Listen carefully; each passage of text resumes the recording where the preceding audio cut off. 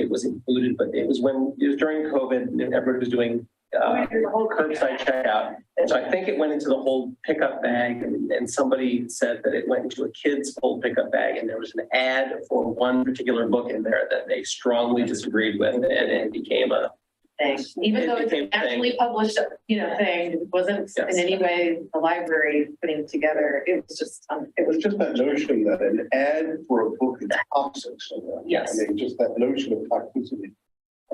I watched some of those commission meetings. They're very interesting. I'm sure there's somewhere on the internet you can watch it. But yes. It was brutal for like So, but other than that, I don't recall any discussion at the director's group meeting recently of any challenges. In a bit, every year the state library asks all libraries around the state to submit by the end of July their any challenges they've received. The state library compiles an intellectual freedom report, kind of what's happened throughout the state. So as soon as that's out, I can forward that to everybody. And side note, September is banned books week in September, so we will have a banned books display. So we'll just turn those books right around and put them back in the public. We were talking, we want to a reminder for anyone to try to challenge them. Yeah. And hopefully we will not, with the policy will be approved before the handbook speaks so that we have some clarity and we're not trying to deal with any public responses to the display while also trying to prepare the policy. That would be very serious sounding thing. When is that? Which week is that? Oh my goodness. I think it's like it's like September 20th. We don't have this approved. We usually do big displays. We love it. We give away buttons that say I do banned books, because a lot of I think the thing that people find interesting about the displays are the books that they find that are classics now. But it's just good to reiterate to folks, things that were considered, pearl clutching books are now read in high school as a part of the, curriculum. So it's kind of context matters and things change over time. So I mean, every week we're seeing more and more of this stuff in the country. Anne Frank was this Saturday, Anne Frank was banned. You are seeing a lot of the news. It's very. I will say also just locally, I was at a meeting with the school libraries and nobody has reported any that they've been hearing anything. And in schools. That's good. So why don't we focus on where we tighten this up? Yes. So my plan is I'm just going to go through some of the major changes on this. If there are any questions, let me know. I'll just kind of talk about what we're hoping to accomplish with it. And if you have any feedback or ideas, please share them. So the first one, this was actually based on, I wish I could take credit for this idea, but I'm going to have to give credit where it's due to a colleague at the state library. Curry County, which I shared, that Curry County recently had a challenge or a potential challenge situation, and the state library prepared a memo, which was a great reminder to the county commissioners there and a great reminder for us that in Oregon administrative rules define what are the minimum conditions for a public library in the state of Oregon. And if you want to get ready to read grant money, if you want to consider it a full public library in the state of Oregon, there's certain things that by OAR you have to do. And one of those is you have, and I've put it here, highlighted it, policies in place for collection management that incorporate relevant American Library Association professional ethical codes, rules, and guidelines. And based on some subsequent feedback and guidelines that the State Library and the Oregon Library Association have put forth throughout the years, we've kind of codified the fact, these are things that are incorporated by reference into our policy. We already do some of those in our current policy. I've added a couple of more, which I think are important to add, but I place that front and center in our policy, which basically says, the reason that we do this is not because we are trying to be out there or we're radical librarians, doing collection development in weird ways. Like we are required by Oregon, by Oregon administrative rule to do this. And this is really what it means to be a public library. So I'm hoping that kind of gives people who are interested or read this policy some confidence that, what we do is based on really strong, sound guidelines from the state and throughout the profession. So we explicitly reference that. The next session is we integrate those ALA codes, rules, and guidelines. This board has already adopted those first four: the freedom to read statement, the freedom to view statement, the library bill of rights, and the code of ethics. I believe we've already done the access to library resources and services for minors. The ones I added in here was ALA has a new interpretation of the library bill of rights, which is access to library resources and services regardless of sex, gender identity, gender expression, or sexual orientation. And I also explicitly put in the challenge resources, the guidance on challenge resources, diverse collections, and evaluating library collections. So those are included as appendices. I sent those to everybody. Those are those ALA documents. We can't change those because they're ALA documents, but it's really good to have those incorporated as part of our policy. And then I also said, if you go to the ALA website, they've got interpretations of the Library Bill of Rights on a whole host of issues. And so I explicitly said in here that while some of those interpretations aren't necessarily, called out here, is that those are relevant professional guidelines, that it's very consistent with the OAR, that we would consult those in some situations, and we would use those guidelines to help guide our collection development efforts. So that's the first big change that was not in the policy before, is just that more clear linkage to Oregon administrative rule and ALA guidelines. Are there any questions or concerns or feedback about that? That's right. I do too. I think it just builds communication. It lays the groundwork for communication that the people on the ground can use as, part of the discussions they have. I think it's great. Okay. There's no link though, like the national and then state, but then kind of our more local link agreements or that. So the next, so we'll get down to link. Okay. So yes, that's a great question. So the next thing I put in there, I also did put some OLA, Oregon Library Association public library standards. At some point in the future, we'll have another go round to look at the public library standards. I'll prepare every so often we put together a report that kind of says, what are we hitting? What aren't we hitting? I have incorporated some of those standards. So the public library standards from the Oregon Library Association, the ones I put in here basically talk about what every collection development policy should include. And so most of this we already had. There were a couple of sections. I want to say it was procedures and policies for special collections.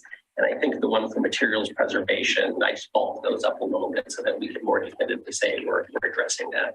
Yes. On page 5 of the material that you sent us under Oregon Library Association Public Library Standards, it talks about includes policies and procedures for materials preservation. And looking at this from an outsider point of view, maybe from a citizen concern point of view, I'm wondering if preservation needs to be defined in brackets there, because some people feel like preserving library materials means keeping everything. So yes. The book that was printed in 1875, that might be important someday, so we're going to preserve that. But they don't quite understand the difference between preservation and archiving.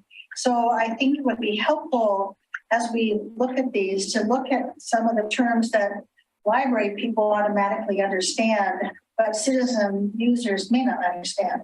Okay. So like where it says preservation, it might say whatever it is, repairs, blah, blah, blah, whatever it is. Yeah. Just like a few words that help people understand some of the terms.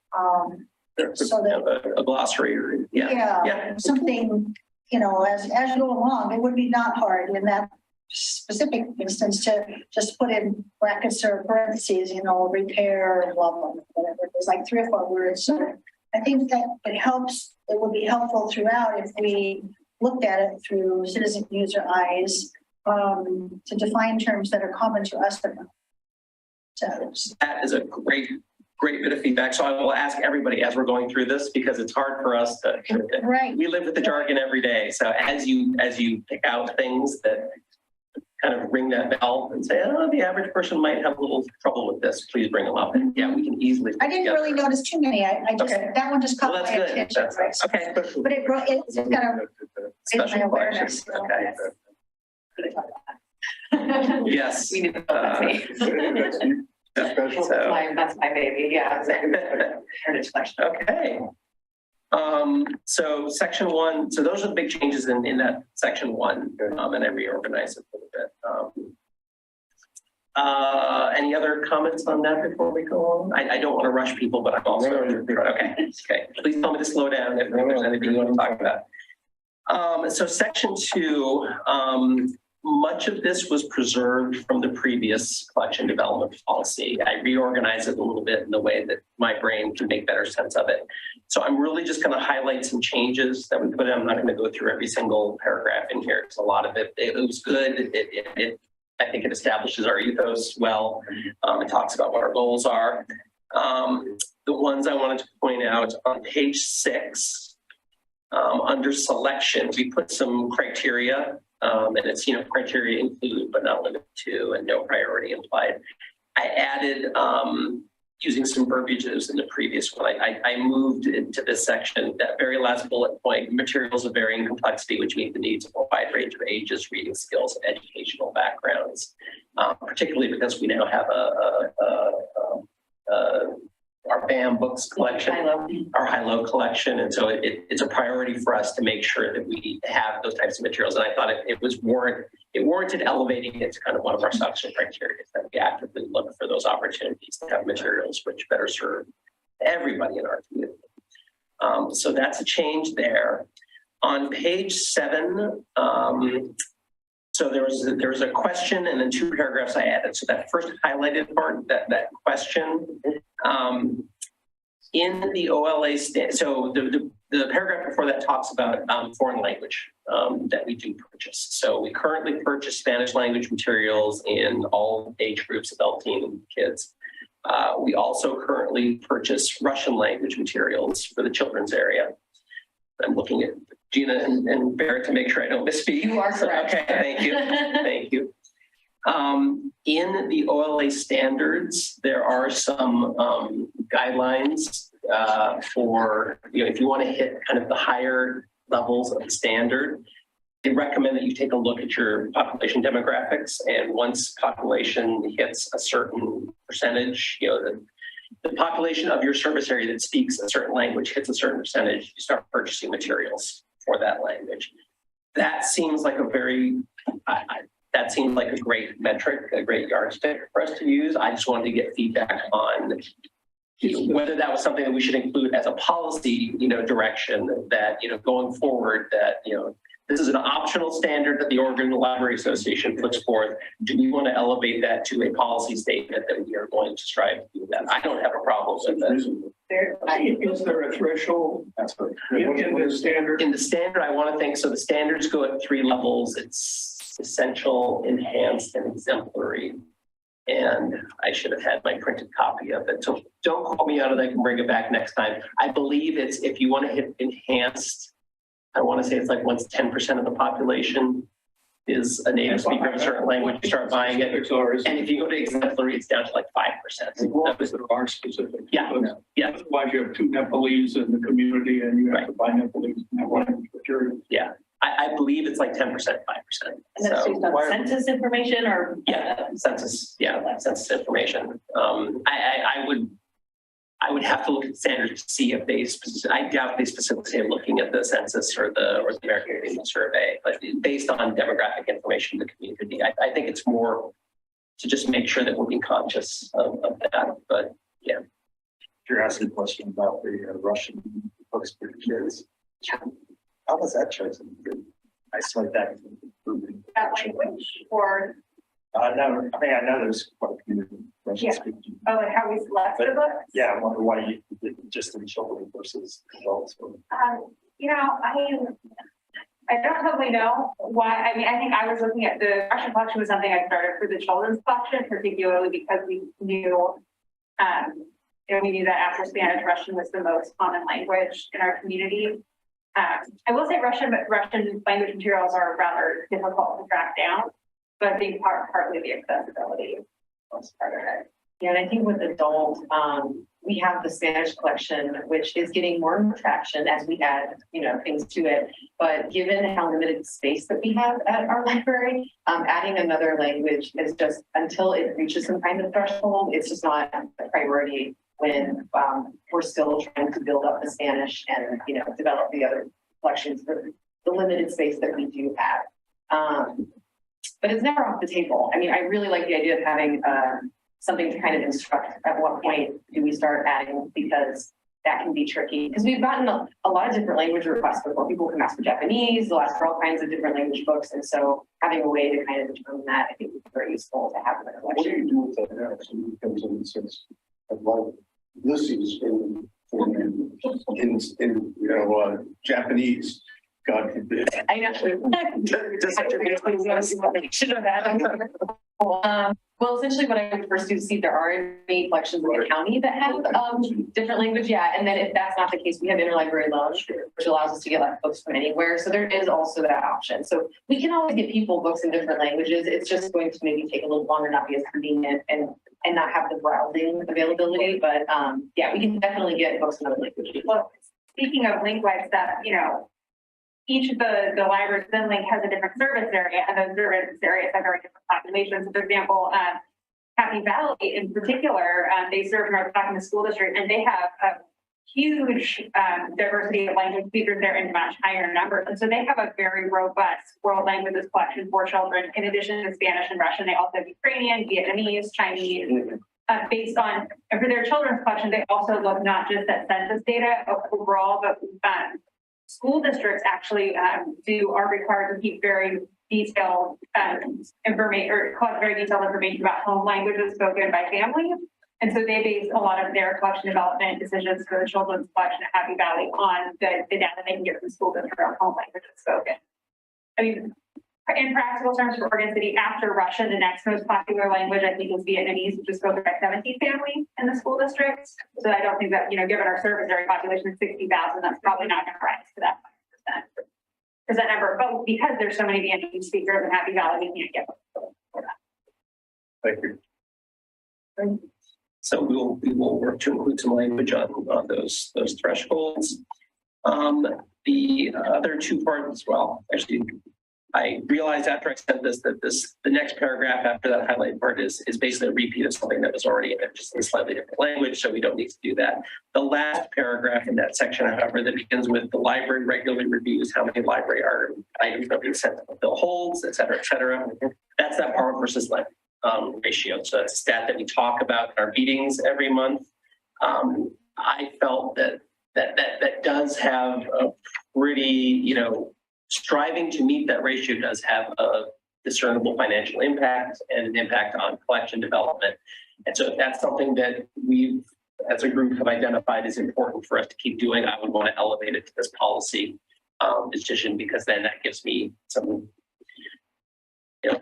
we get frequently asked, why don't you have, It helps to explain why why we money make the being spent in a choices. certain way. Yes. Absolutely. That's what you need, I think. And I also want to make sure that I believe that, yes, we should always strive to keep that borrow to lend ratio as equal as possible. But I just want to I think everybody strongly talks about that. It was something that was in the current strategic plan, although the phrasing was not perfect. But I think that's a good thing for us to have.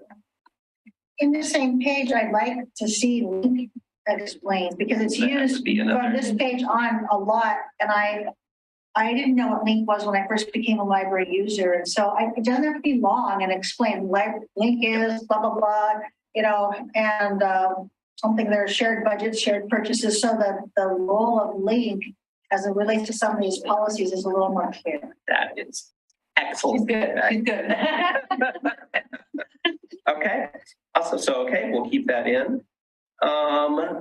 Okay, the next section that I wanted to just point out. Just one. Oh, yes. It was just that very first paragraph that says that, the final decision rests with you. Oh, yes. The Collection Development Authority. Right. So is that true?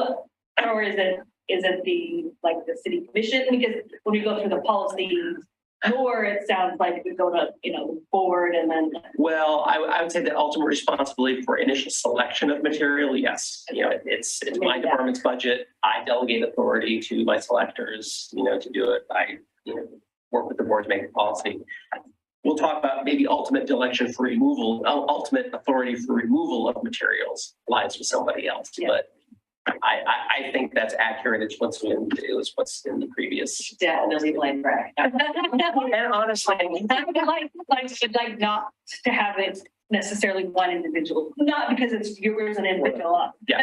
It always, there's two sides think about when you have one person that ultimately can make it. I'm So that's- perfectly fine to change. Really, it's more giving protection to our selectors. You know, I don't want that, you know, if somebody's going to have a complaint or somebody's going to have something, you know, it's my responsibility to deal with it. I guess I just want to make sure that you have the protection that you the order from the, you know, the city commission. No, thank you. Well, Thank you. Yeah, I feel, especially if we get, you know, as we talk through the challenge process, and honestly, getting a collection development policy put forward that helps us do what we need to do. That's the best protection that we can have, is if we've got a clear policy that we can point to and just say, this is why we do what we do. The more we can eliminate, you know, discussion of, well, you should do this, or you should do that, or you should do this, or why don't you do this? We can just point to a policy that says, this is why we do what we do. I think it's also important to note that, like, in terms of selection, like, it's really important to keep it that selection is the purview of a degreed librarian, because you can, we're seeing in other states, you know, libraries that are trying to delegate, you know, trying to have their library boards, often members who, you know, have very strong feelings about libraries and what books should be available but have no formal training, are trying to make decisions about what books are added to the collection. So I think that's another, even though it does kind of put Greg as like standing as like, you know, a lone person on the hill, you know, flag, like, okay, like I'm leading the charge. I think it is important to keep it connected to collectors for that reason, or keep it connected to degreed librarians for that reason, because otherwise it opens up too much. I think it can be very difficult. You know, we're doing all of this because it's professional judgment and professional policies and professional ethics. And if we cede all authority to people who do not have that kind of risk. Well, we just want to be sure, you know, we've got your back. And that, Yeah. I mean, really, I mean, that's really what, Well, that's seriously what it's about. So that's why we want to make sure that this is their point to it, and that there's recourse. Yeah. That if they say we don't agree with him, that there's a place to come to. And, Yep. and I think we have that. yes, I think so. And we are so grateful. I posted your image, your image today, and then I let staff. I love our library board, so you're all very supportive, and we're all very grateful. ditto. Yes. Okay, so removal, the section on removal, basically we had some information in our previous version. The main change I made here is there are lots of different, we call it weeding. So I can probably define that. No, I didn't. But You did. okay, regular weed, okay, weed, okay. So we call it weeding, and there are different ways to approach weeding. And I just wanted to, every so often, this becomes a thing. I mean, you see stories about, you know, oh, library threw books away. You know, that's the worst thing that could possibly happen. So, and with everything we do, we have reasons that we do it. And so in here, we usually go by the principles of a method. It's called the PROVE method. And so I just made that clear in here that, you know, I didn't feel the need to go explicitly. This is exactly how we do it in the reports we run and what we do. But kind of here's what we look at. And if you have further questions, most likely we're going to be following the guidelines of the PROVE method, which is very well accepted within the library profession. And it's a good methodology for deselecting materials. So I put that in there. And then I also put a little more information about what we do with withdrawn items. And thanks to a suggestion to Barrett, there's one thing I'm going to suggest we add. Basically, when we weed items, the main thing we do is we give them to the friends to sell, to make money for supporting programs and other things. If those items are not in saleable condition or the friends don't want them, our current policy is we will donate them to a local nonprofit that is, you know, promoting literacy, advancing literacy we try within our library service area. I expanded it. Sometimes we can't find somebody who's accepting books right now, and so we'll go countywide. Barrett had a great suggestion that we should also call out schools in there, because there are times where we have said, hey, we got Spanish, you know, some Spanish materials, yes, that we can't use. So I would just like to have in the policy just to explain that we're getting rid of things that were purchased with public funds. This is why we do what we do. So we really want to limit ourselves intentionally, though, to the county alone. I would think we want to give as much flexibility to ourselves as we can. That would be a great discussion. I will say, in my experience, I've always tried to, Yes. you know, because our tax funds are coming from county voters, I've had enough feedback that's like, our money should be kept in our county. You know, why we don't want to subsidize Multnomah, or we don't want to subsidize Washington. I'm not questioning the action. I'm questioning whether we want to limit ourselves. So we can't ever do anything else. Well, let's see. I could insert the weasel word of generally in there to give us a little wiggle room. Always like the weasel. Okay. Me lawyers think of them. I will put that, and I'm comfortable with that because again, it's most of the time, yes, this is what we're going to do. But that's a really good point.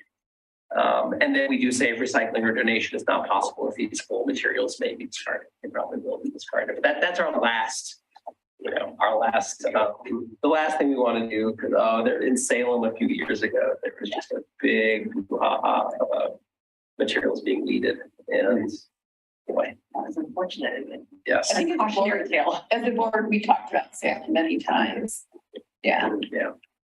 So, and just to let this board know, I may have talked about this in the past, so if I'm repeating myself, forgive me, but it's been working out really well. One of the things we did this year is we got onto a weeding schedule. So we know that we now have, every January, we're going to weed this part of the collection, and every February, we're going to weed this part of the collection. And so that makes sure we don't fall behind. It makes sure that, we don't go 3 or 4 years without weeding something. And then that's when you get to these huge amounts of materials, going up the door that people, why are you getting rid of all these things? We don't need, carts and carts of. Yeah, so we should not have that going forward, and it also makes our workload a lot easier because we can plan for it and just make sure that we're doing it systematically. Okay, preservation. I added that section.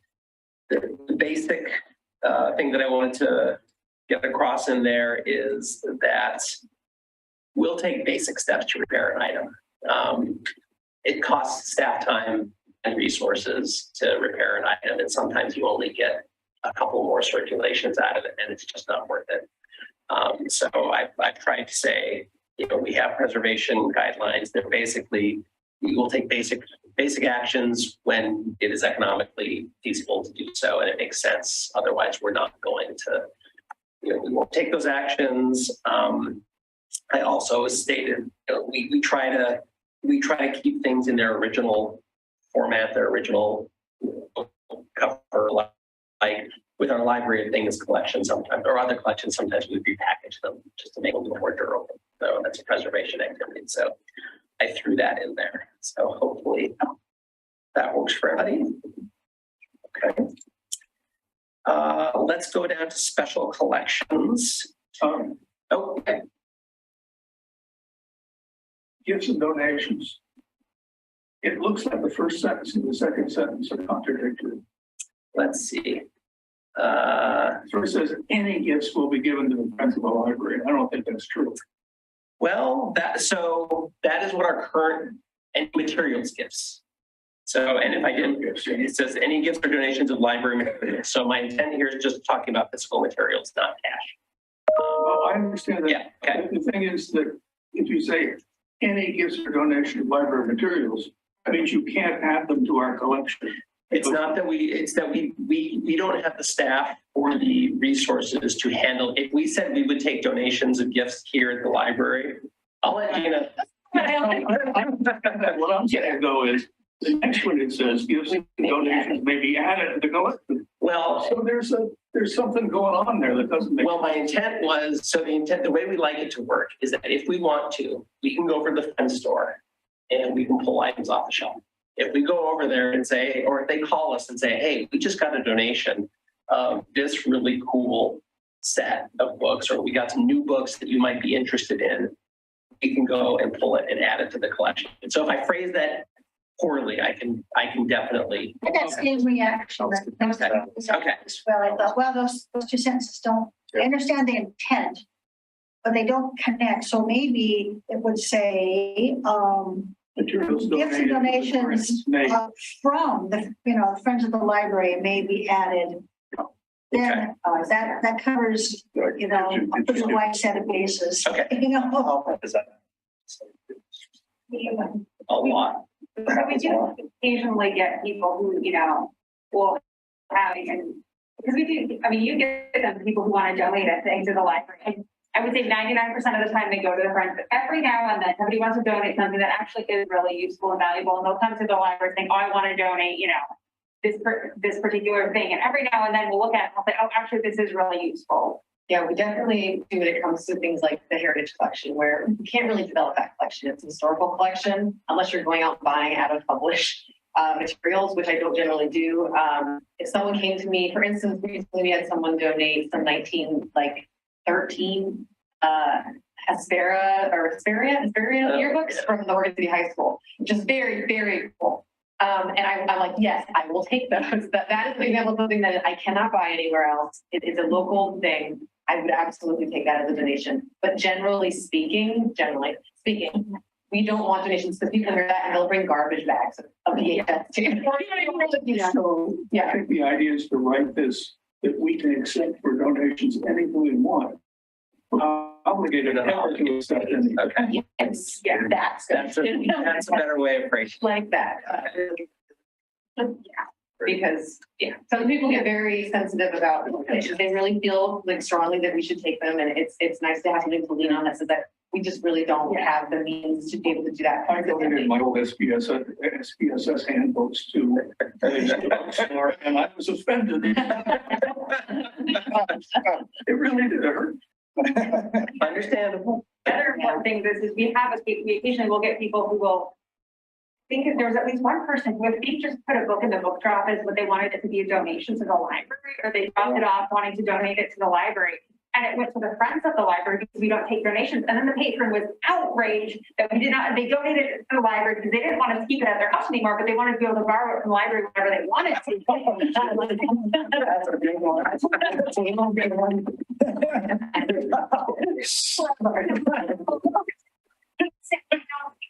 They all go to the friends, you know, how it will point this in the policy so that when we, you know, when that does occasionally happen, you know, people don't, you know, we have like everything to explain, you know, why we don't teach the things that they don't. And the fact that all over our book draft is we do not take donations. Yeah. Put donations in the book draft. But surely they want this one. That doesn't mean that's James Patterson. Okay, so we'll rework that. Thank you. That's great feedback. I am going to keep some version of the donors will not be notified of how they're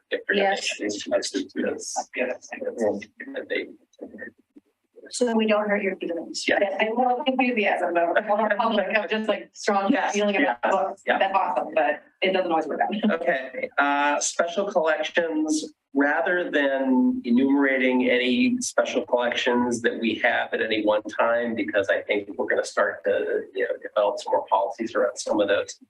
I basically said that, as we add special collections or start to develop them more actively, like our heritage collection, or what was the one you identified in kids? It was there was some education related one. I can't remember.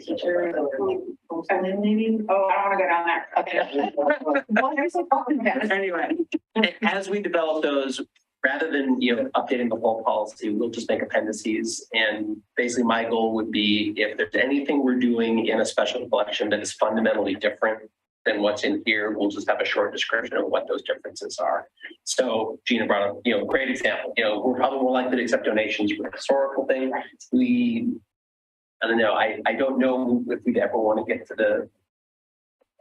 I mean, there might be probably a higher percentage of in-library use items potentially that we get there. I think it would be good also to have just defining what the collection is, and then also why we might need certain things. Because I think people might be sensitive to that too. Like, why did you get rid of this? Well, like there might be. I mean, honestly, condition is probably with that collection is really the most important thing. It's they're very delicate items, and sometimes you can't repair them, and it's unfortunate when you have to say goodbye to a source. Not necessarily something that you can get easily, but if we had something again in the policy, which we have a draft, and we're working on the heritage one as far as trying to make that clear to folks. But I'm not heading back. No, people generally have to So that's a special collection and it goes outside of what is defined in the policy today. Because it indicates that it has to go. Yes. So it's something that's not standard within the policy. Is that true? There,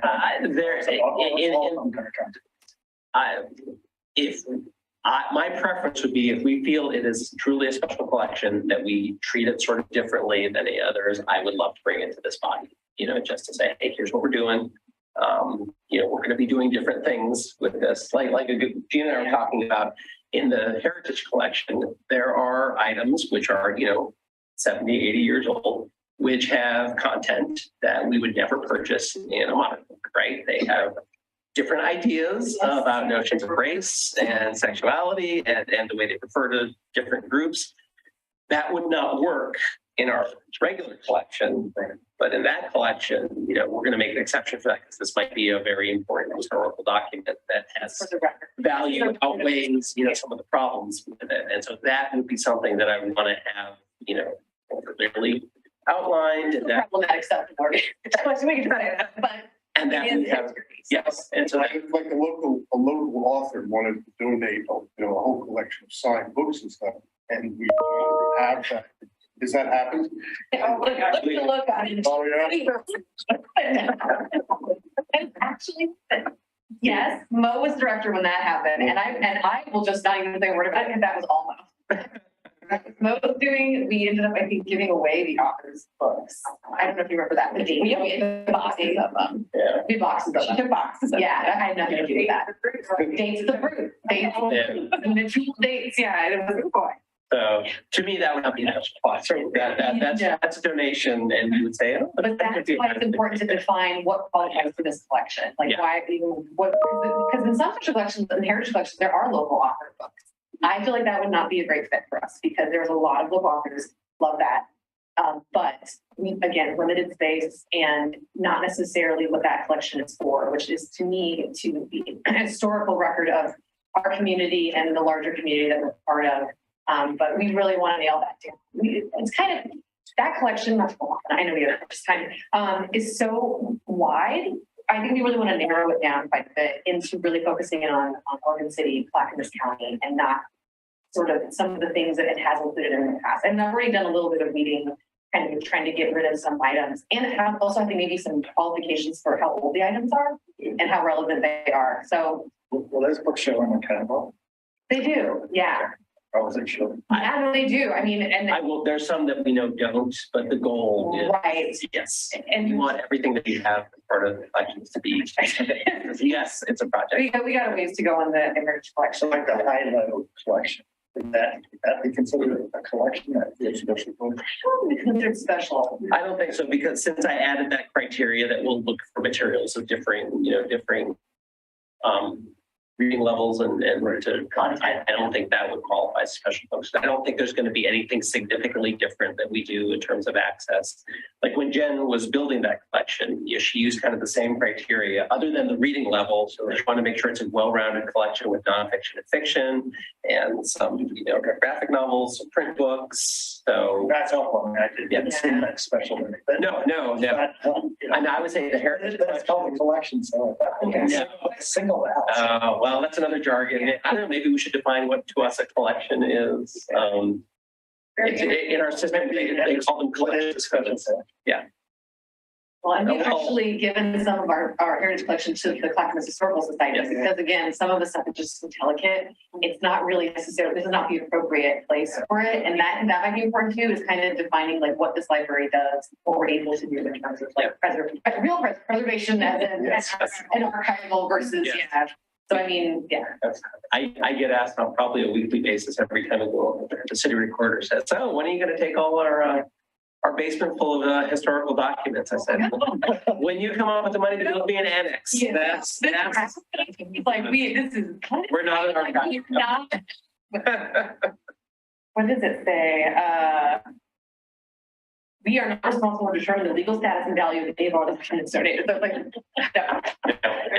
We're not the city's archives. No, that's definitely not. Unless they want to build me, an annex. Then Give us a wing. Yes. I'd hire an archivist. I'd hire them. Yes. Amen. They would like to. If they would like to fund all that work. Great. We'll talk. Were there any other questions about it? I just have a general question.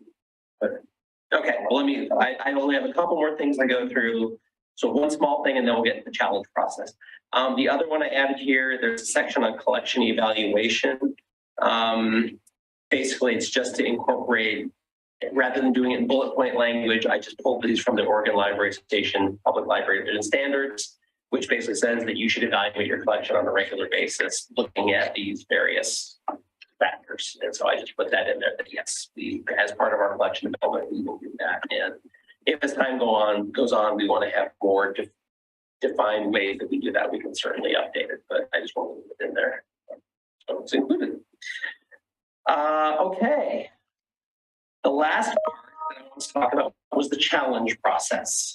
Right that. Okay. Can I jump up one additional Yes. thing first? Yep. Under organization. Yep. I recommend that after the word which in each of those 3 bullet points, you add the word primarily. Okay. Oh, Which primarily serve. Yeah. Does that work for you? Yeah. Okay. Yeah, that's good. I think also you may have noticed that for the kids and teen materials, that there is an age overlap. That's because the published categories publisher categories do have a lot of overlap. So they'll do, they'll publish for ages 9 to 12 or 10 to 14 or 12 to 18 or 14, so I think primarily is helpful there as well because there's no hard and fast age deadline for those groups. This is the hard and fast 12-year-old. No, that's it. Well, I mean, it depends on how far they're in the walls. And that's right. I struggled with, I had versions of this where we, tried to talk about, the gap in ages and how some readers are, developmental age does not necessarily equate with chronological age, but I think primarily gets to, Yeah. all that. That wiggle. Yeah. Another good reason for it. Okay. Any other feedback before we get to the challenge process? I'll just ask a question about Sure. the lucky day process.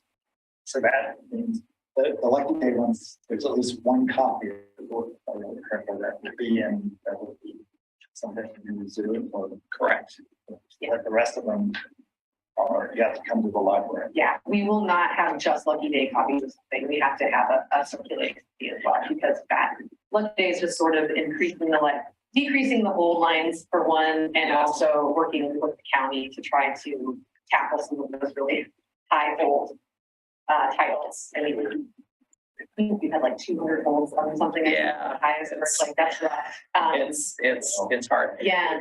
And actually, I updated this, and I think this is what we're doing. So I think we codified it. The way I've always done it is that, let's say if you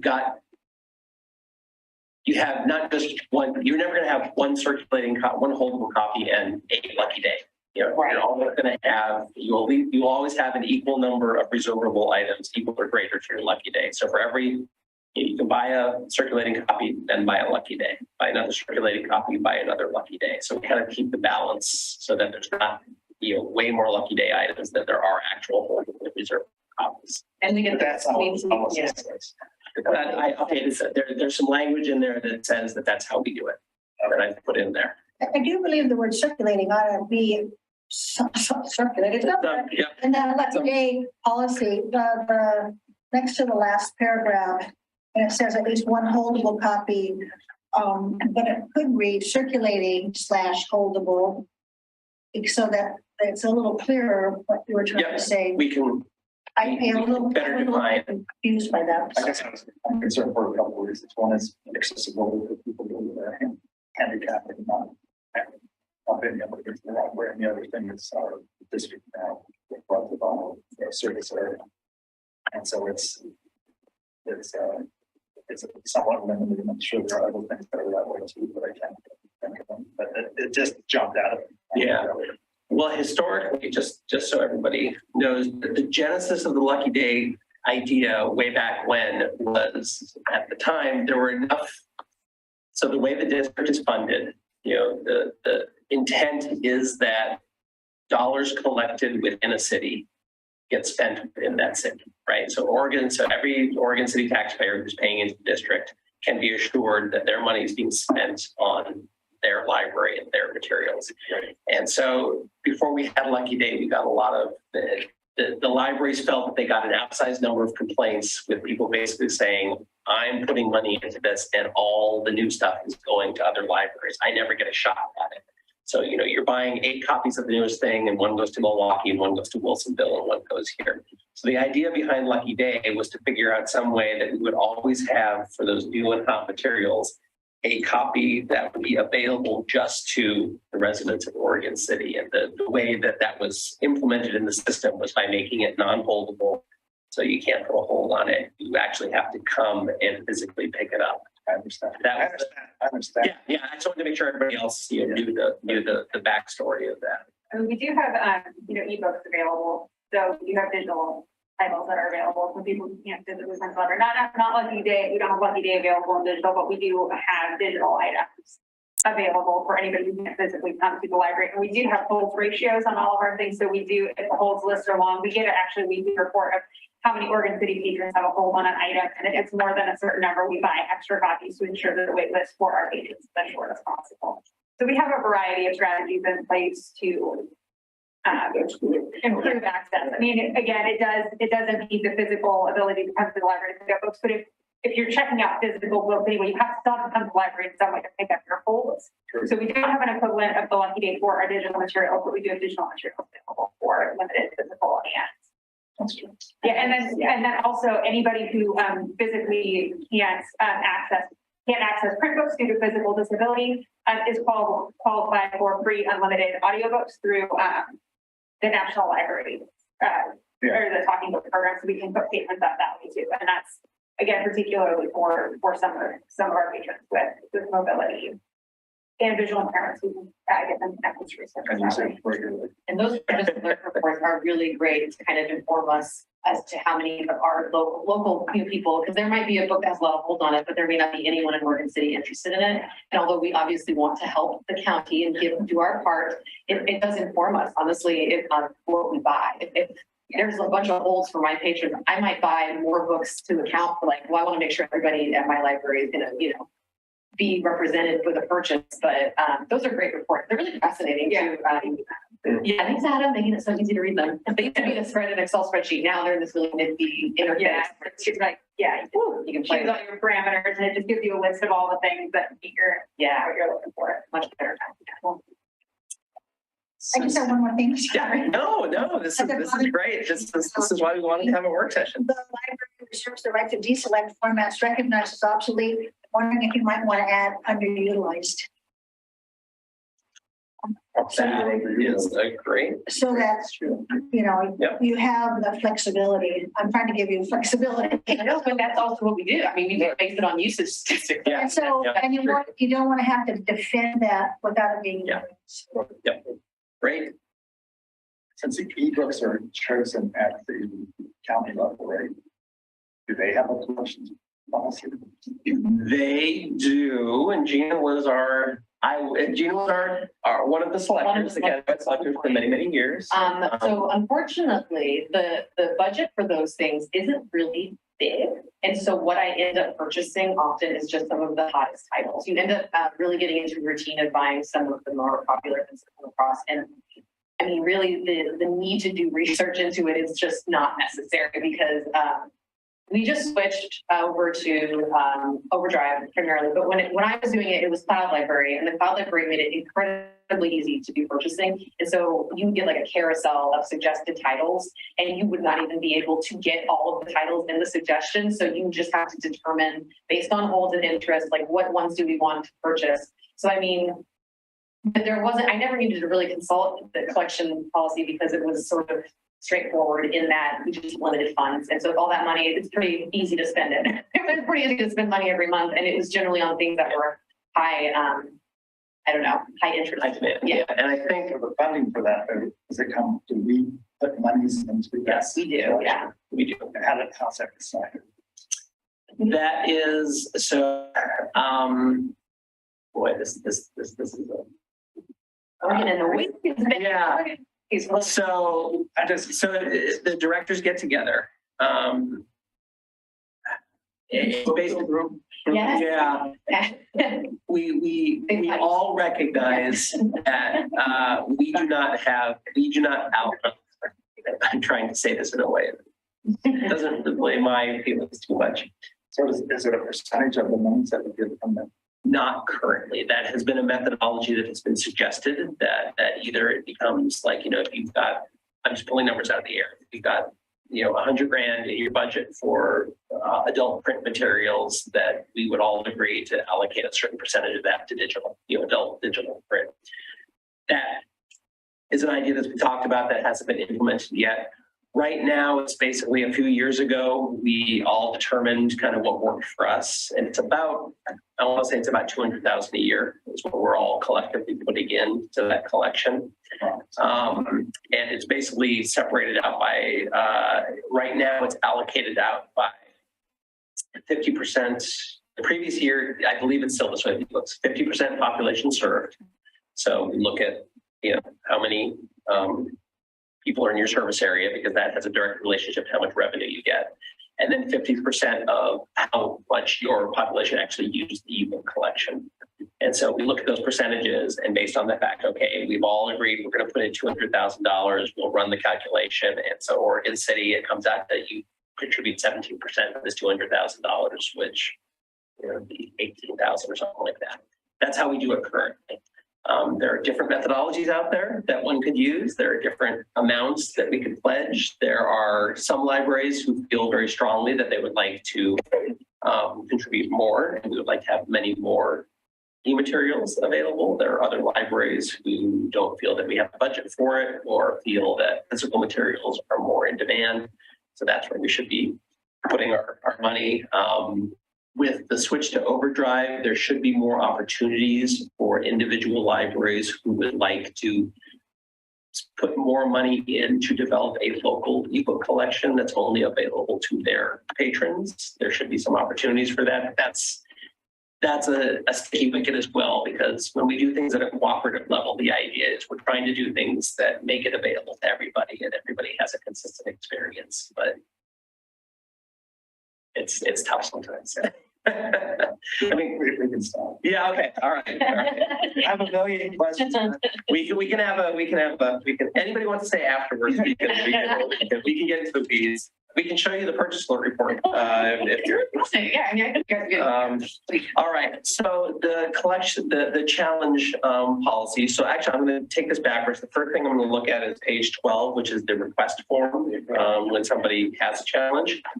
So I sent you the previous one, and on the previous one, we asked a lot of questions that I started to think, why are we asking these questions? What do you think would be a better material? What do you think would be better to have in the collection than this? Like, well, that's inviting things you don't want to. Yeah. So I pared it down. So the questions that I wanted to know was, have you read the entire work? That's very important. Have you reviewed the full collection development policy, including all the ALA appendices? And then really it's, what portion of the policy do you feel this item violates? How is this item not consistent with our policy? I'm not really concerned about what page you didn't like, or what you've heard from other sort of where you heard information. I thought it just made more sense to ask. You've read all our policy information. Tell us, why you feel this is not consistent with our policy. And then I did leave in if you have a specific recommendation, and I would assume most of them will be withdrawn from the collection or move it to a different, move it from children's to teens or adults or something like that. Oh, thank you. So that was kind of, but I want to get your input, because, the process that we'll go through, it's basically, you're going to, if there were ever a challenge that would come to the board, this would be the information that the community was giving to you to help you make a decision. So I don't want to presume what's going to be useful for you, but in my way of looking at the world and running a library, those are the right questions to ask. But I, of course, want to defer to you. Because that's the crux of the issue, is understanding that all those different organizations that rolls into our policy. That means, but it would be interesting to get a challenge. The one that we got from that, the one that we're aware of, was that on the form? No, that was a more informal request. We got another one, which was suggesting that we were in violation of ORS, which we were able to tell them that we were not. That was somebody who didn't live in the service area. They did not advance. And I think on that one, they actually cited specific page numbers of a particular item, but it was kind of form lettery. Well, I think they probably copied and pasted it from. Yeah, it read as if it had been copied and pasted with some sort of. From a collective action. Right, Yeah. yeah. Somebody had like copied it from either, Facebook group or some sort of like, activist organization being like, hey, send this to all of your local elections. So, person's like, I used to live in Oregon City, so I'm sending you this thing saying you're in violation of state law, and I'm trying to protect you from legal action. You're not. Or protected by lawful action. So I guess my concern is that if it's too onerous to submit it, then they're gonna escalate. And they're gonna go to the city commission, county commission, that like a thing. Well, so I mean, it's not, but I assume that we would rather have them understand what the policy is. Yes. That type of thing, so. Yes, and that's a great segue. So in the revised process, we have said that the very first step in our challenge process is talk to Barrett Cognition. That's the first thing we want to do is if you have concern about if you're a resident of our service area, we'll have a link to the map, and you have a concern about something that's in our library collection, the senior librarian is going to reach out to you and have a discussion with you and kind of talk about the item, talk about the policy. If you still, after that consultation, if the person still feels that they want to challenge it, that's when they would fill out the reconsideration form of the challenge. Implementation question. Is the intent to make this a fillable PDF? Yes. Or it's currently on the website. It's a web page, so we can do it either way. I have a little bit of concern about including dependencies. It's so onerous. I mean, I just say the library's collection policy. Collection development policy. And if we refer to in there, I like that. Just otherwise it looks like they're putting up walls for people not to do this. Okay. I don't know. Yeah. Would you object if I said, have you reviewed the entire collection development policy? Or it's just library collection? I think that's. Okay, all right. Very important, but thingy is this. Yes, David are. You gotta fix that. I like that. Okay, so we'll do that. So yeah, so the basic process is if they talk to one of the librarians, if after that initial discussion, and I wrote it, maybe somebody comes with we were human, we can make mistakes. So it could happen that we accidentally put an adult material in the kids section, right? I've actually 100% had this happen when we were doing standing orders for some of our like audiobooks and playaways. Something got sent in, and it was a teen book that was accidentally labeled as a kid's book. And a parent reached out to me and was like, so my daughter was reading this, and it seemed really. And when I looked at it, I was like, oh yeah, that was supposed to go to the teen section. It just got mislabeled in the delivery process. And so, if there really is a problem, we can fix it immediately. Yeah. But I stuck about even improving the policy. So if I know that I can talk to either of you, then I will talk with either of you. But if I don't, if I go online and I look it up and I see that this is my approach, does it say in the policy that they can speak with you first? Yeah. Yeah, we'll have it as part of the form. It's, if we encourage you to talk to a person, we can have contact information. Please do not, please have this, please talk with this person before you fill out a reconsideration request. If somebody does not do that, if they just submit a reconsideration request, when I get it, my first question would be, hey, did the person come and talk to you? And if the answer is no, I'm going to have Barrett or Gina reach out to them and say, we'd like to talk to you about this. That's the first step. Yeah, and to answer, like, we got your form. The first step in this process is that we have a conversation and we talk about it before any action. Okay. So if somebody just filled out. Is there maybe a timeline in there at all as far as that even initial conversation, like if they contact you, like when a certain amount of time before they can expect a call back?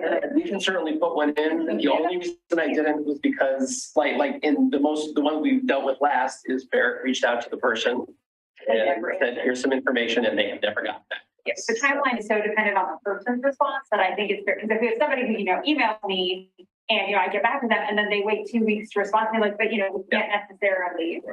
And I think also, So. Timely manner.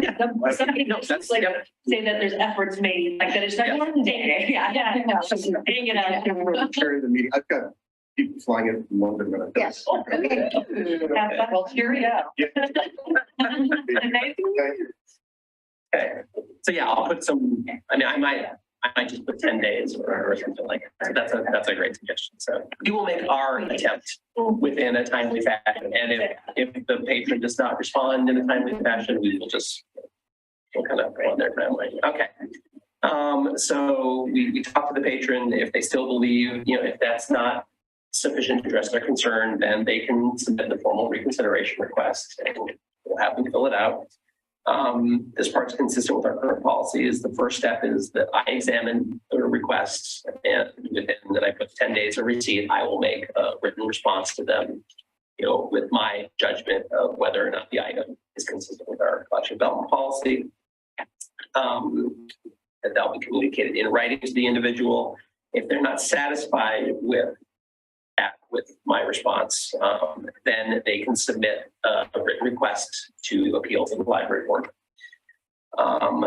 This part's step 6. This is something new that we're adding. And so we put in there that we want to make sure that if some group, has a concerted, coordinated effort to have multiple challenges on a single book, we want the board to address it once. It's the question is this item consistent with our collection development policy? Right. And that's a question that only needs to be answered once because the book is not going to change, with everybody submitting a thing. So we put that if the board has already considered a reconsideration request for the same item, and I said in the last 24 months, then I will inform the individual, this has already been challenged. The library board has already made a recommendation. This is what's happened with that book. So we're not gonna take this any further. I would inform the board, we received a reconsideration request for this material, but it's something you already, ruled on such and such a date. We get into the record that was done, and I would just say we're not planning on escalating this. So we don't want to be picked again. I mean, literally, I think that's what it works. So it's really that the board would make decision. We'll talk about that because I did a little research into we'll get there, and this will be a part that you can please weigh in with me. So, and then just the 24 months versus like what the current policy is. But I don't know if it would be easier to say that that would make a new decision if there's no new policies. So if the policy is 5 years old or 3 years old, then you would just not make it, decision would be based on the current policy. So the only reason I put the 24 months in there was I can't imagine this ever happening with this current temporary board, but I wanted to have a mechanism in there by which let's say 5 years from now, we have a completely different library board and they have very different ideas about what should be in the collection. If they do recommend to remove something that we felt strongly belonged in the collection, I wanted us to have, or other members of the community to have, to have that decision also be available to review after a certain period of time. So if the board said, nope, we hate this book, we want it out of there, at least in 24 months, we can have the conversation again about whether it belongs. And that's why I put it in there. Yeah, and this was actually a recommendation a couple months ago.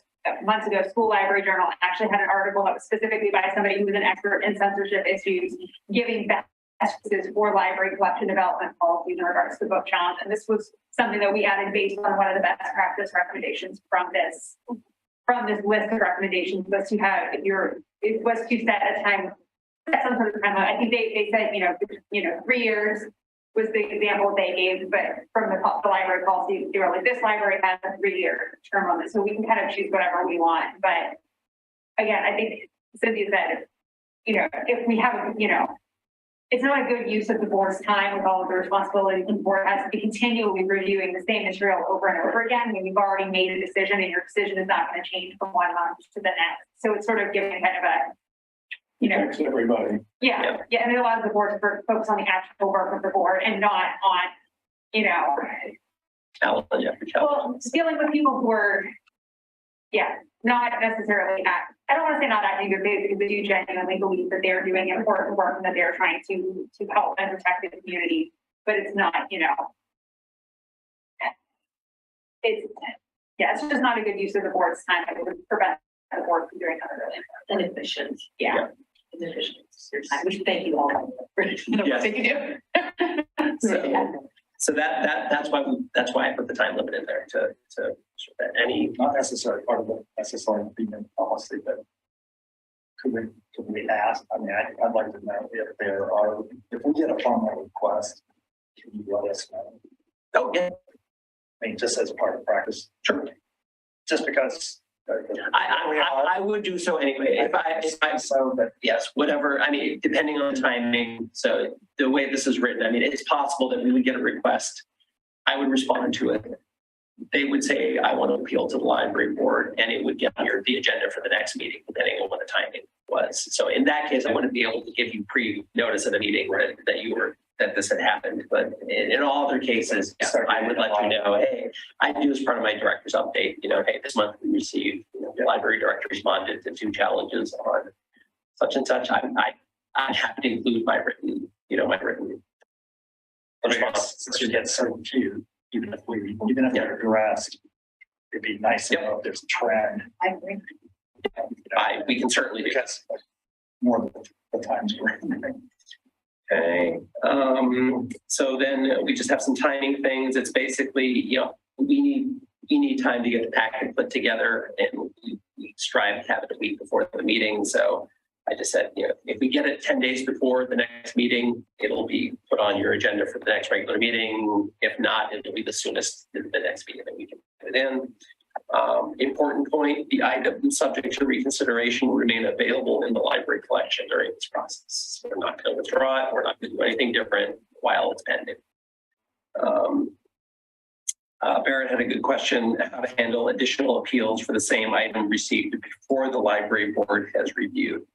So let's say we're in that, I think what I would do is I would just present one person's reconsideration, and then as a also let you know, we also received 2 others for the same item. So, but again, the idea is we're going to evaluate the material once, and the only question we're answering is this consistent with our collective development policy? And those individuals, they would know that it's going to be on the library board agenda, right? I would let them know. That multiple people, I guess, could come, and that would be during the citizens. Yeah, they could do public comment if they really wanted to. They could give 3 minutes of public comment, or if they wanted to allow more, they could definitely do that. But the way I'm thinking that we would do the actual agenda item for the appeal will be a little different, and I'll get your feedback on that. But yes, anybody always has the ability to come to a regular meeting of the library board and give public comment. I would think that if there were different reasons given under why you feel the inclusion, that you would include all of those reasons with the original. I could do that. Yeah. Yeah. Okay. That's a good idea. Yeah. It's good for So we everybody. understand the scope of the. Okay. So we'll consolidate information received from multiple people. Just still be making one decision. Hopefully we won't get. Hopefully not. Plan for the best and prepare for the worst, right? So I think also important, like all feedback that you get within 10 days of the, next meeting or I mean, if you've already sent out the board packet and then you get 3 more requests, you're not gonna be able to visit it. Yeah. The additional forms in there. Yeah. Okay, so then once we receive that, so during right over that next scheduled meeting is the board will review and consider the reconsideration request and the library director's decision. So you'd have both of those items to consult. You may make a final recommendation at that meeting or postpone a final recommendation pending further review. So that's what's current. Some of the policies I've read and some of the stuff I saw from ALA suggested that maybe, I guess the 2 questions, what they recommended was that you could have a smaller subcommittee of the library board kind of do the work of evaluating and make a recommendation to the full board. I don't know if that's something that we want to do. So I'm opening it up to you. And then there are some recommendations that either that subcommittee or the board members read before they make a recommendation. They read the material in its entirety. So I wanted to get your thoughts on whether that was something we wanted to include in the policy. So it would be. Depends on the price of the book I want to read. This is, I think there's a lot of value in you know, reading the book, and that's kind of our policy says we evaluate books as a whole, not on the basis of parts or sections. And so if that's the standard that we're telling people that we adhere to, it seems consistent to say that the board in making a review is also going to read the whole item so that they also have that same whole holistic perspective of it. But that's basically us giving you reading assignments. So The logistics of how the entire board gets one copy of a book passed around is. yes, we can make it happen. There's ebook versions. I know. We can pull from other libraries. I'm not too worried about that, but Given that, I think it's a good idea to say that the board will read the entire document. It's protection for us where someone would say, well, they didn't even bother. You know? Yeah. So I think it's a good idea. And I don't think based on the prior practice that it would be an onerous task in this, considering the number of. yes, I and again, I wouldn't say it's that way, but is that does everybody feel the same way?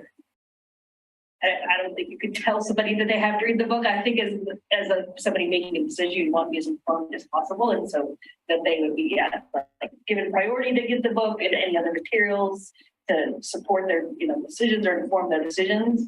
I don't know. I think it seems like saying that they have to read the book. I was thinking reading the book technically, but you know what that means. Yeah, I like the word in my own head. I'm thinking, well, it could be reviewed. It doesn't even have to read every page. Like, Exactly. like, However you feel you need to be prepared to make a decision. Well, then you want me to read your book to catalog. yes, okay, yes. We can leave it as reviewed. I can say the library board will review the material. I think that's. I think that gives flexibility. Okay, I'm all in favor of flexibility. Okay. Yeah. Well, I've never been reading a children's book. Yes. 10-minute versus Okay, like, let's be honest, most of the books that will be challenged will be children's books. Yes. The picture books will be very easy to read. They have to underpants, people. You're lost if you don't read it.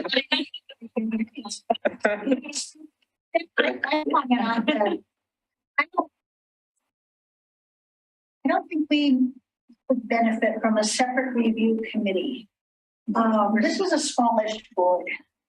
And we're learning as we have a new director and new policies and new challenges, internal and external. We're learning really well how to work as a team and to build trust and communication. And I think it's important to continue that. And I feel like we'll benefit when we experience a challenge of whatever, whether it be a staffing challenge or a book challenge or whatever we learn. I think that we'd be better off. I think the numbers that we're getting at this point doesn't make sense to have it. So, but I think that could always be previous. I do. I was going to say the same thing. It's not carved in stone. These are our policies as a library and a board, and we can change those policies. Right. We can't change law, but we can change policy. Would it be helpful to maybe say that the board has the option, but is not required to form a review committee? Because then you have the discretion as each individual challenge comes up to feel like, hey, do we want to do this as a board? And then that way you wouldn't have to change the policy. You could decide, we don't, for this particular thing, we're going to have 3 people form a committee, but it's not like required by the policy. So you can you have that flexibility to choose whether or not you want to, delegate. But we can do that for any. Okay, it's not, you don't have to have it in the policy. Yeah, I think there's in the subcommittee, yeah. Karen could do it, yeah. We set up committees that review. Yeah, we do. Yeah, and there are responsibilities when you take on a board position. This may be one of them.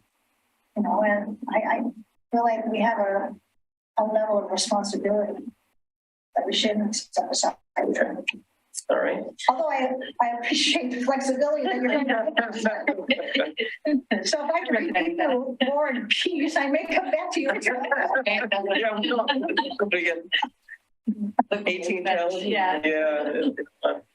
Okay, so the next step in the process that I've outlined here is, well, and this, so steps 9, 10, and 11, I'm going to preface this by saying, so I did a little research, and nowhere in Oregon City Municipal Code or in Oregon City Library Board bylaws does it explicitly say that the library board has a role in evaluating challenges, which surprised me. I had thought that I thought I'd seen it in municipal code, but apparently I was wrong.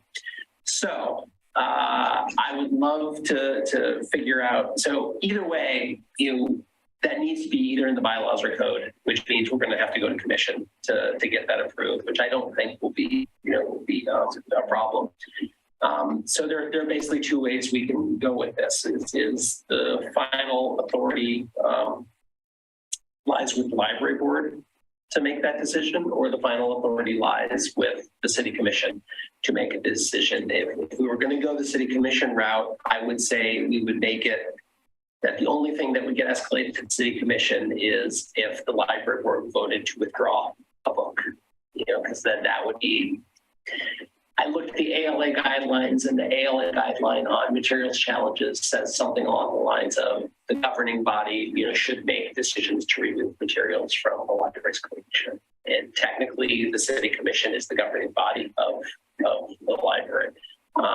The way everything's written, most of the bodies in Oregon City are advisory bodies, but I think they would support either. But I just want to kind of talk through that. What do we feel is the right way to handle the challenge? So basically, we get a challenge, and it's either this board makes the final decision, yay or nay, to remove it, or this board basically, they uphold the decision to keep it in the way I've written it. They uphold the decision to keep it in the collection. It stops there. The only time it would go to the city commission is if there was if the library board upheld the decision to withdraw from the collection. I just find it, it's just interesting because we have a service there. So if they're outside of city limits, do they? Oh, that's true. They Yeah. have to go to the city, or did they go to the county? Yeah. Well, and Or do we just stop it at the library? we can certainly do that. And there's a lot to be said for that, because we did update the municipal code to explicitly say that there are representatives of the unincorporated area which don't exist out there. So I had neglected to think of that. I think we should just stop it. I mean, anyone has the right to get to the city commission or the county commission. True. So I'd say let's stop it at the Okay. library board. I would just add some of the numbers here. I like that. Also, just because you're invested in the library, as library board members, you're aware of what goes on. And sometimes city commissioners aren't as much, and they're not maybe as informed about library values and, things that you are. And I feel like that matters. Like talking about expertise, I think that matters. You guys are invested in this institution, not the city commissioners aren't, Yeah. but it's just different. It's just a different thing. And they're, I don't know. I like the idea of it being at the board level. Yep. Okay.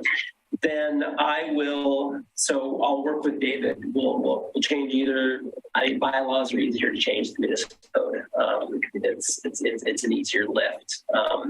But I will work with him to make sure that when that gets presented to them, that he's at the meeting so that he can bring some of these up. So it's not just us saying, that staff saying it, they'll have a representative of the library board saying, yes, this is important to us. We feel that this needs to be vested in us. I don't think the commission is going to have a problem with it at all.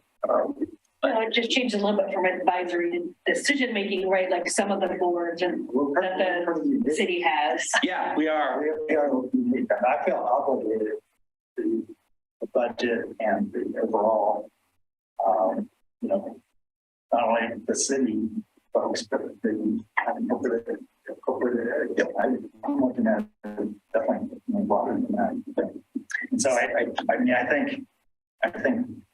think that's what we're right here. I mean, I think we have to get the budget approved by the city commission. But I guess I feel strongly that we have to it. Probably stronger than that makes budget. Yeah. No, it is a unique, yes, it is unique. So I know I'm perfectly fine with that. So the only other bug I'll put in people's ear then is if we're going to go to the city commission with bylaws changes, if there are other bylaws changes that we're interested in making, we might as well do them all at once. So the one I had thought about was we can have another meeting, another discussion at a later meeting, but number of meetings that we have, required meetings, our current bylaws say we have to have 9 meetings a year. I know that, for example, the new Arts Commission, they define a minimum of 4 meetings a year. So they can have more, but, you know, and I also want to, you know, we've heard from 2 members that the commitment to be on the library board right now can be a little onerous, especially for those with families. So maybe that's something that we want to look at. I don't know. But if you have other thoughts on bylaws changes, you might as well do them all at once. Okay, library board, the library board will make a decision. Again, the item remains available to the collection during the process. So then if the library board approves the request for reconsideration, we would remove it from the Oregon City Public Library's collection. I put a note in here, the removal does not impact copies owned by any other linked library. People could still pick up copies of it at the library. I guess that was a question I had. Yes. So if this library, this library board said, you know, remove this item and it was owned by anybody in Oregon City would be able to put a hold on it and get it delivered here. Yeah, so we can do that. Gotcha. It's one of the great things about being part of a cooperative. I did put in there that, you know, if we are forced to withdraw from our collection, we may just give it to another library if they would like it, so they can add it to their collection. And then if anybody has, you know, if somebody's reading one of our copies in a goblet jar, we're not going to recall it from them. We're going to let them continue to have it checked out, and they can renew it as many times as well. We'll withdraw it as soon as it comes back in the normal course of the usage. You need to have that in policy. That you can give it to them. I put it in there. It's here. I put it in there. We need it in policy. I would like to have it in the, well, I would not want to be accused of doing something that was violating the will. You know, I'm trying to think of a future library board, which is not this library board. You know, so if a future library board said, you assured us this, you know, this, yeah, we don't want this anymore here. It won't be in the library. It won't be in the library. Yeah, I take it out. I don't know. I like the idea of being transparent. Transparent to me. Like, we're not going to try to pull anything over on you. Yeah. This could happen, just so you know, even if you get the book removed that you want to remove, it doesn't mean that it's out of the system. And you might even just, I mean, I just like that, yeah, we're being upfront about the possibilities so that people can't be like, you know, fooled me, you know, I thought this meant this and it doesn't. Yeah. Right, I agree. I think that language should be kept, and it takes a stand to that we're all in this together. Yeah. I mean, I hope we never get to the position where we have to take something where a future life, because like I don't see it happening anytime soon. But But, you know, words change. If you read the Oregon City Review about the KKK stuff that they've been doing, and, you know, that's how the KKK got established in the Portland School District, was by getting KKK supportive members on the board. Yeah. And you think, well, you know, how much power does the school board have? Well, a lot. A lot of bad things happened as a result of that. So you can't always say that this board or that board is going to be, you know, library friendly, you know, or democracy friendly. Yeah, they very well might not be. So, okay. I thank you for spending time. Are there any other questions or comments? Thank you for all the time. I know this went longer than we anticipated, but this was really great. Well, so then as the interim chair here, I will declare the library meeting adjourned at 6:44 on Wednesday, August 24, 2022.